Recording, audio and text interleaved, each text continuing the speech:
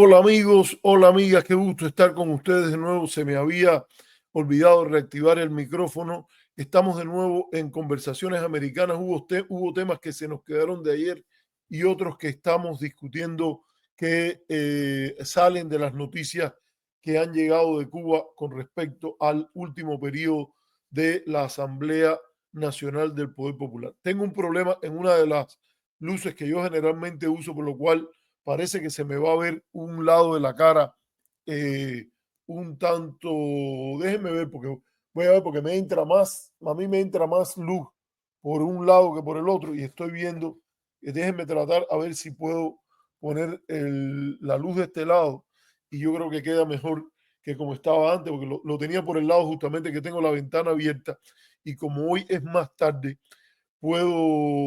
está oscureciendo más tarde, puedo yo quiero prescindir de la luz que generalmente pongo de este lado. Pero bueno, estamos conversando, vamos a hablar de varios temas y se me habían quedado algunos ayer porque se nos prolongó demasiado el programa y hoy vamos a hablar de un grupito de cosas. Primero, vamos a mencionar dos muertes y voy a hacer un par de referencias a estas dos figuras que han muerto.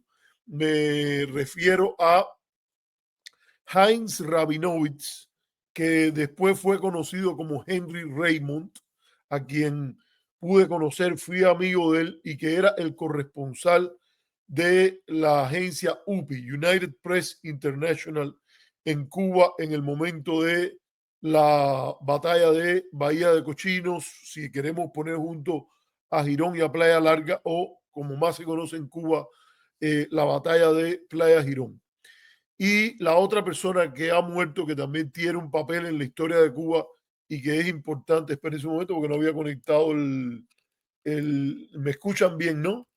El micrófono y estaba hablando. ¿Se oye bien ahora o no? Sí, buenas noches, dice Gustavo Vigoa. Hola, buenas noches, profe. Like 1, dígame si se oye bien.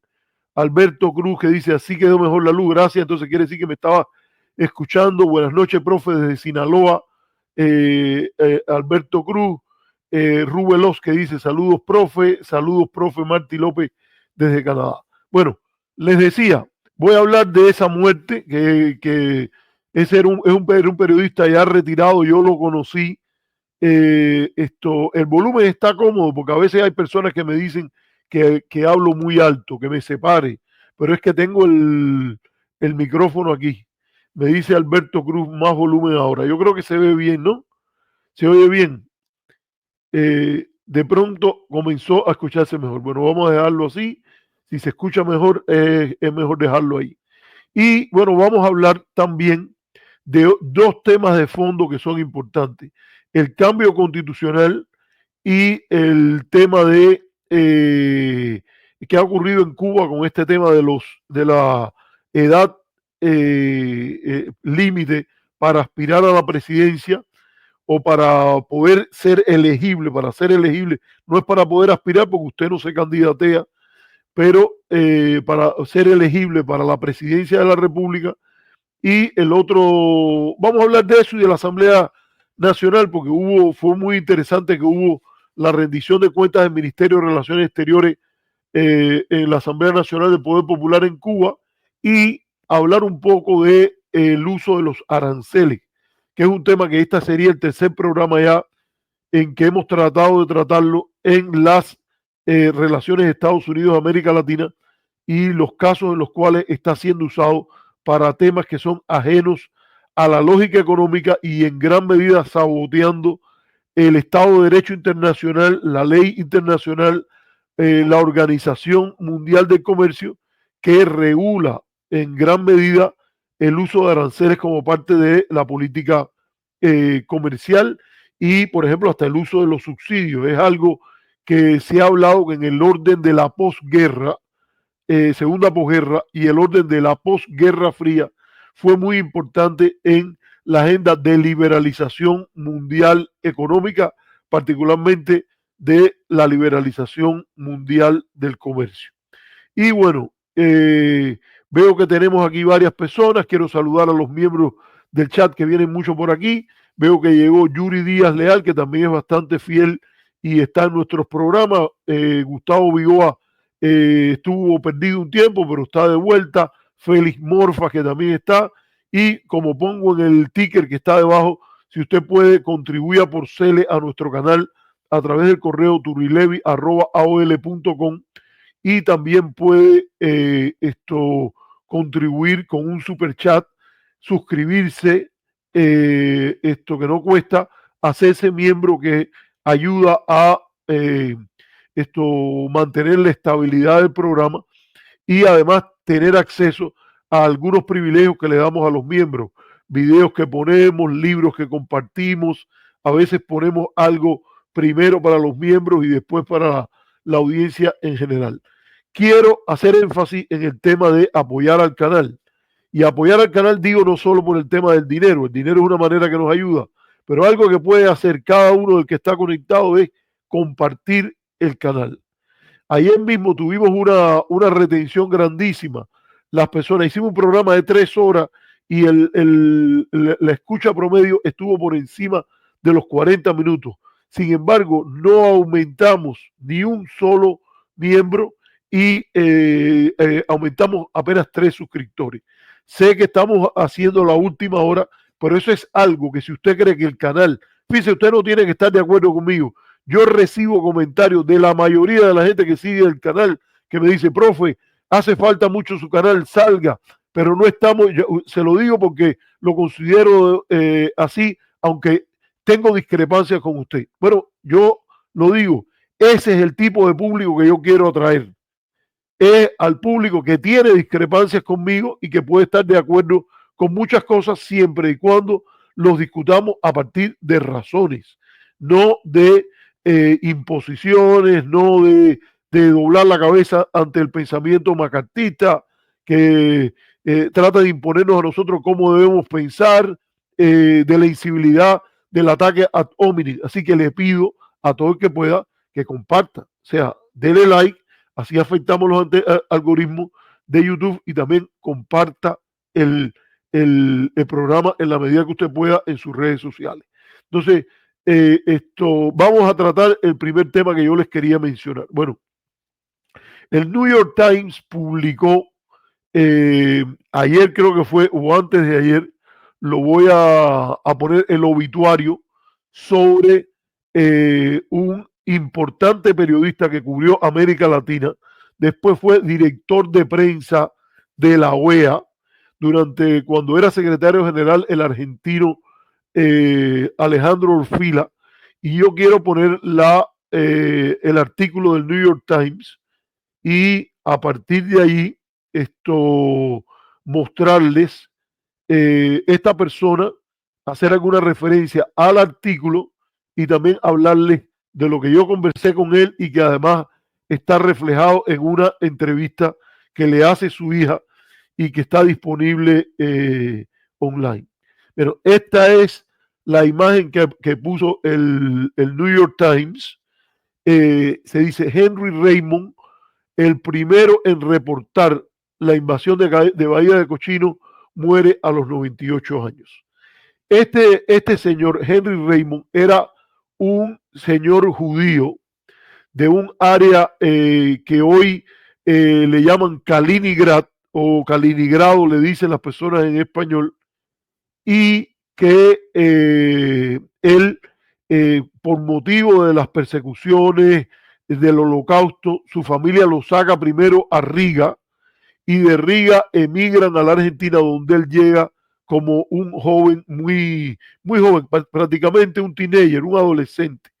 Se forma ahí, aprende el español, y después emigra a los Estados Unidos, donde él se convierte en uno de los principales periodistas que cubre la América Latina para la United Press International, que era una de las principales agencias de noticias que existían en los Estados Unidos. ¿Qué es lo que ocurre con Henry Raymond? Bueno, él está basado en varios países, va a Brasil, voy a ponerle, porque en este artículo, en este obituario que escribe Clyde Haberman, está publicado en julio 16 de este año.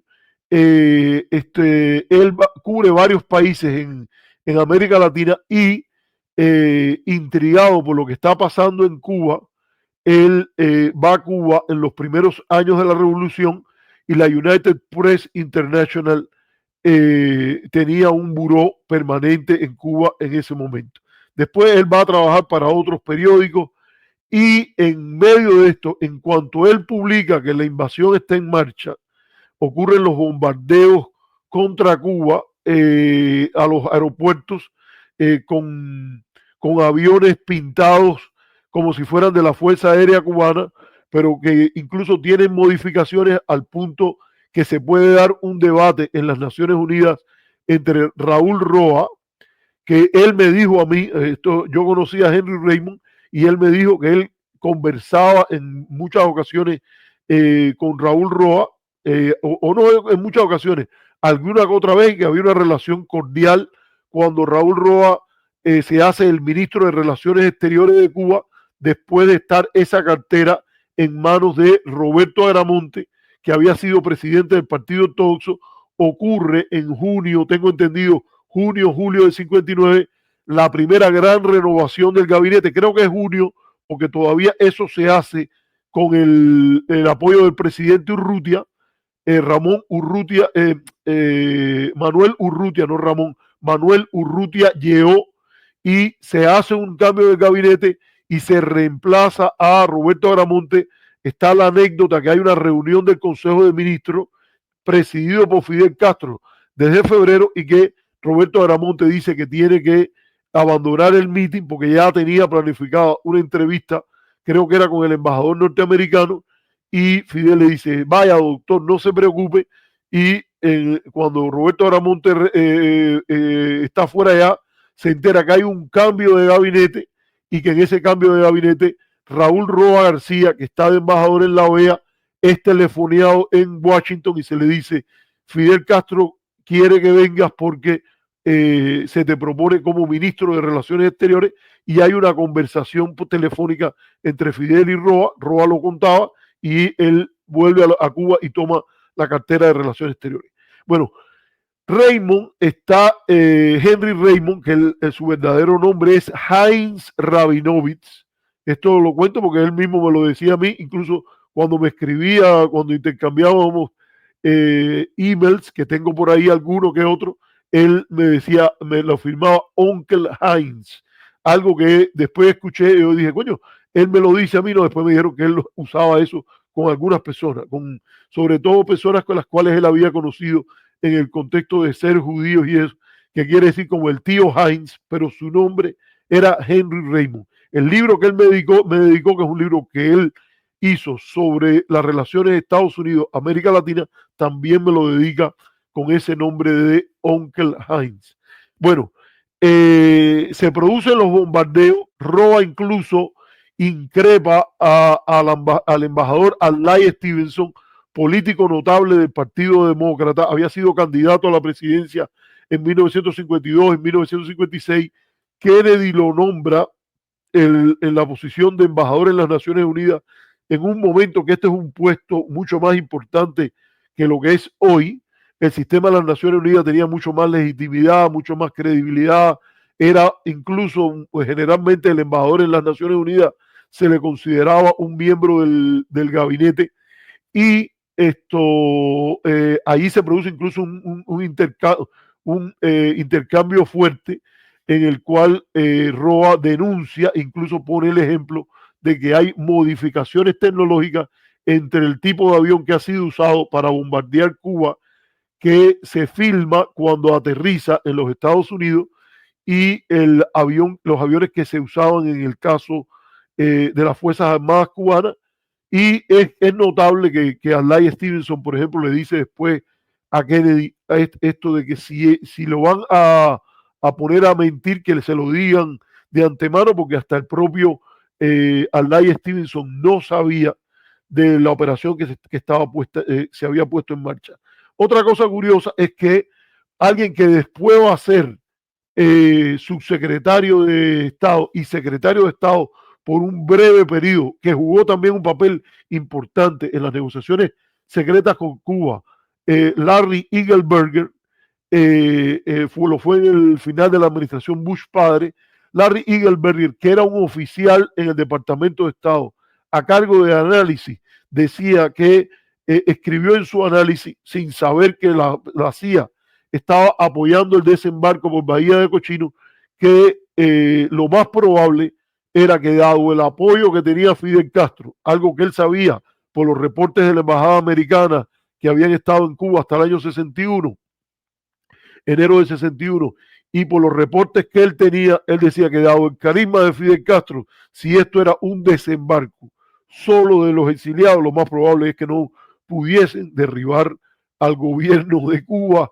Esto, para que usted vea a veces las discrepancias, los conflictos, las diferencias que hay en el análisis. Pero muy temprano, el primer corresponsal internacional, después de los bombardeos, el discurso de Fidel Castro, en el cual proclama a la revolución socialista y democrática. Muy interesante que le agregue esto, porque me parece que si usted tiene que agregar y democrática, está la percepción en el público, y yo creo que quizás hasta en el lenguaje del que lo está haciendo, en este caso Fidel Castro, que puede haber un socialismo no democrático. Y yo creo que esto es importante a marcarlo ahí, como, por lo menos como lenguaje, como narrativa. Y te dice también, además, que la idea de que irse al socialismo no era una cosa totalmente decidida, y que habían fuerzas al interior de la propia revolución en la cual eran un elemento de discusión, hasta qué punto moverse a un sistema cuyas credenciales democráticas eran cuestionables, sobre todo del lado comunista. Entonces, ¿qué es lo que quiero contar aquí? Que Raymond hace el reporte. En cuanto el reporte sale, a Henry Raymond lo arresta la seguridad del Estado en Cuba. Y él, de la manera que él lo cuenta, que yo no voy a poner la hora exacta, o sea, el minuto exacto en la entrevista, de la manera que él lo cuenta, que dice, estoy en grave problema, porque lo meten con varias personas que son arrestados, identificados como contrarrevolucionarios, y cuando, cuando él es arrestado, él dice, estoy en tremendo problema, y su hija le pregunta muchos años después, y le dice, su hija, que se llama Sara, él se casa con Wendy, a quien yo conocí, no que después tuve grande amistad con ella, fue simplemente que cuando yo lo veía en Washington nos tomábamos un café, yo lo acompañaba a su casa, y en el medio de todo esto es un momento que Henry Raymond está entrevistando al presidente de Argentina, Arturo Illia, en 1965, que fue derrocado después por los militares. Él dice, estoy en un gran problema, pero su hija le pregunta después, papá, y tú que tenías miedo, y no sé qué, dice, bueno, yo sí tenía mi propio miedo, pero yo sabía que lo peor no iba a ocurrir. Y dice la hija, pero bueno, ¿qué es lo peor para ti? Y dijo, yo sabía que no me iban a torturar. Eso es algo que él me lo explicó, porque cuando yo le pregunté, yo le dije, pero bueno, cuénteme esto. Él me dijo, yo estuve detenido y después Fidel me liberaron a los pocos días, o casi después que se produjera la victoria de Bahía Cochino, y Fidel dijo varias veces que había sido un error, que no había interés en haberlo detenido a él, que él no era una amenaza para el país, y que Fidel le compensó eso dándole varias entrevistas después. O sea, en varios momentos le contestaba a él las preguntas primero, o incluso le confirió una entrevista. Bueno, estoy poniéndole lo que tiene el artículo, usted puede irlo a leer. Bueno, la esposa de él, Wendy, que yo no lo sabía, era una abogada que trabajó en la Casa Blanca como asistente a la primera dama, Lady Bird Johnson, y que ella era la hija de Stanley Marcos, el presidente de Neiman Marcos, una importante tienda que todavía existe en varias partes en los Estados Unidos. Este es el libro que él me regaló a mí. Este es un buen libro. Yo le recomiendo a los que quieran leer sobre Estados Unidos y América Latina que lo lean. Está un poco ya desactualizado porque es un libro que salió, tengo entendido, creo que fue como a principios de los 90. Yo lo tengo más que todo por la firma de la dedicatoria que me hizo Henry. Pero de todas maneras se lo recomiendo porque está muy bien escrito y combina lo académico, el reportaje, la idea de un verdadero insider en las relaciones de Estados Unidos-América Latina, por la razón sencilla de que él tuvo acceso. Puede tocar la discusión de temas teóricos con anécdotas de sus relaciones con líderes de las Américas, en Argentina, en Cuba, en Centroamérica, en Washington, donde él trabajó como director de comunicaciones de la OEA. Él, cuando ha contado esto que pasó con Cuba, él dice esto que voy a volver a retomar. Él dice que él sabía que estaba en problemas, pero esto lo cuenta también, él me lo contó a mí personalmente, pero esto está contado también en esta entrevista que ustedes pueden buscar también. Le estoy poniendo el título para aquellos que quieran buscarlo y también vamos a compartir el link en los comentarios. Vamos a compartir el link al artículo del New York Times y vamos a compartir este link. En el minuto 16, déjenme ver si yo lo puedo poner a ver si sale. Sobre el minuto 16, déjenme ver, porque por alguna razón, a ver, yo se lo voy a poner, creo que es por el minuto 16 más o menos, un poquitico después. Él cuenta porque él estaba seguro que lo peor no le iba a pasar. Y este es un hombre que ha perdido a sus abuelos en el Holocausto, que ha pasado por momentos terribles en su vida, que conoce los golpes de Estado en América Latina. Pero él dice, yo estaba seguro que lo peor no me iba a pasar. Y la hija Sara le pregunta, ¿y qué es lo peor, papá? Y dice que me torturen, que me, que me torturaran. Y yo estaba seguro, es interesante que él lo dice, es una opinión muy, muy interesante que él dice, yo estaba seguro que no me iban a torturar porque Fidel Castro había hecho un problema de identidad revolucionaria, algo así es lo que él dice, que no se torturara a nadie, que él había vivido la tragedia del cuartel Moncada y lo que él decía que iba a determinar si un gobierno era legítimo o no, entre otras cosas, era un gobierno que nunca hiciera algo así como torturar a otras personas. Entonces es la opinión de él, se lo estoy diciendo, pero que a mí me parece que dice mucho, y de la de un observador internacional en ese mismo momento. Lo digo porque él ha vivido en Cuba incluso, o sabe que ha vivido el tema de los fusilamientos, etcétera. Pero fíjense cómo él dice que se sentía confiado. Fue hasta director de prensa de la OEA en los años 80 bajo la dirección del argentino Alejandro Orfila. O sea, no estamos hablando de alguien que era, y además yo lo notaba cuando conversaba con él. Él era muy crítico del sistema político en Cuba y todo eso, pero siempre, estoy hablando, fue en el año 2011 más o menos, fue cuando él me contó, porque recuerdo que él me pidió un paper que yo había hecho para la New America Foundation, que se llamaba algo como ajustando la política de Estados Unidos. Yo fui consultante de la New America Foundation y de allí después fui consultante del Departamento de Estado en una ocasión. No fue por mucho tiempo, ni mucho menos, pero él me pidió, cuando yo presenté ese informe en el diálogo interamericano, en un panel, él se me acercó y me dijo, tú tienes una copia de este informe que escribiste. Y él me presentó y me usó un par de palabras en Yiddish que yo reconocí inmediatamente. Y le dije, sí, claro, deme su correo. Yo me quedo todavía 2 o 3 días aquí en Washington, se lo mando. Y entonces me dice, yo fui corresponsal en Cuba de UPI. Le digo, oiga, me encantaría conversar con usted, pero lo primero que voy a hacer en cuanto salga de aquí, le mando el informe. Y se lo mandé, y a partir de ahí empezó mi relación con Onkel Heinz, el tío Heinz. Y le pregunté, porque tenía interés en esto de lo que le había pasado cuando lo detuvieron. Deje ver si es en el 14 o en el 16. Me parece que es el 16. En el minuto 16 cuando él dice esto de, vamos a ponerlo ahí, a ver, 1604. A ver si ustedes lo pueden oír porque está en inglés. Pero veremos lo que él dice. My opponents is torture. Aquí está. And the reason it was actually not the most difficult moment in my life is that I knew, because I knew Cuban history, that I would not be tortured.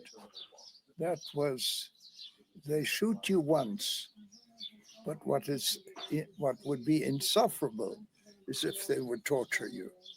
The reason I knew that I would not be tortured was that Castro had, with his friends, when he was very young, had made an attempt to overthrow Batista. And it's called the Moncada. And they tortured his companions, broke their arms, gouged out their eyes. And Fidel at that time said, if I ever achieve power, one thing that I will never allow to happen to my opponents is torture. That's inhuman. I'm sorry, inhuman. Yes? No. I would say no. I would say that was perhaps the most dramatic moment. Well, what happened? You haven't...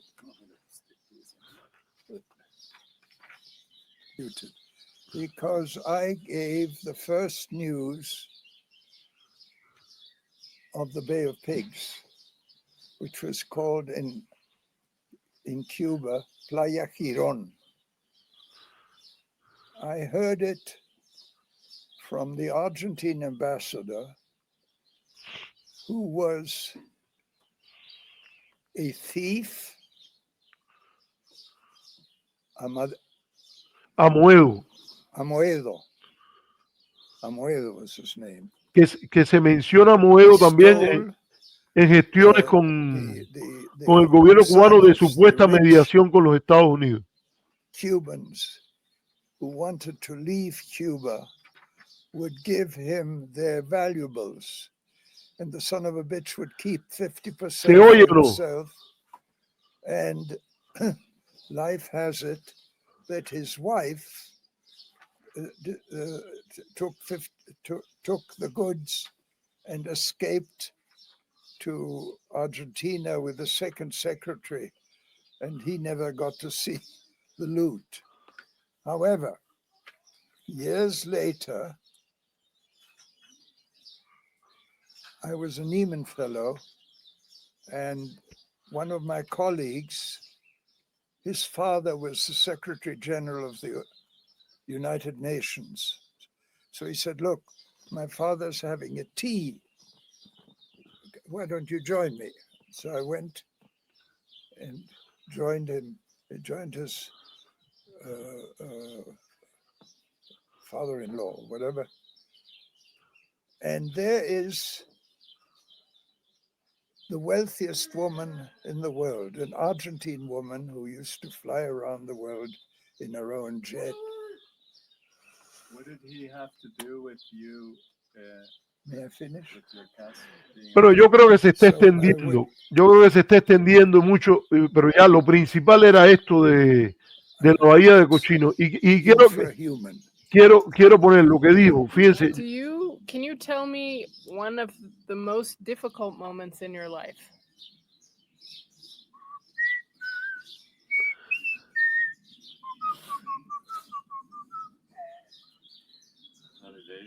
That's the hymn of Fidel Castro.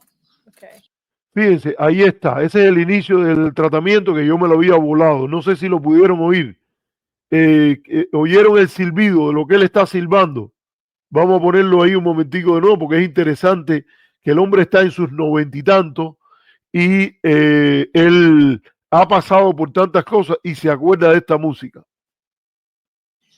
So that rabbi bar mitzvahed you because you were 13 in Buenos Aires. You were.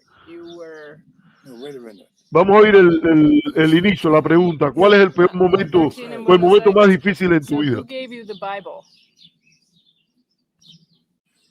You were. Can you tell me one of the most difficult moments in your life?